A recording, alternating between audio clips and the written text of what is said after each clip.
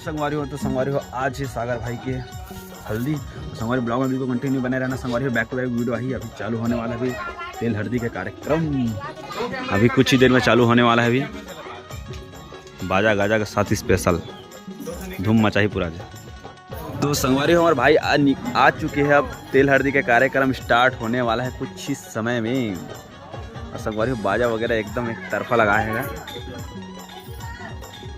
क्या बोलते सागर भाई? बाजा बजाइए। कौन है?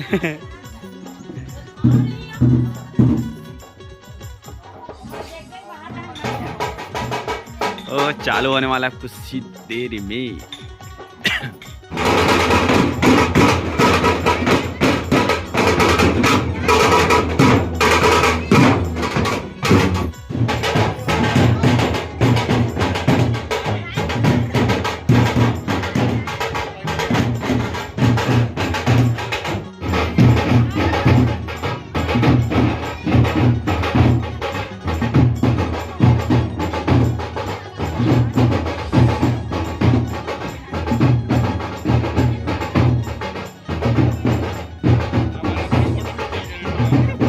दो संगवारियों सागर भाई के तेल हल्दी चढ़ना चालू हो चुकी है। और तरफा भी पूरा देखना पूरा लगा ही काबर। आज ही ये तेल हल्दी फिर कल है बारात।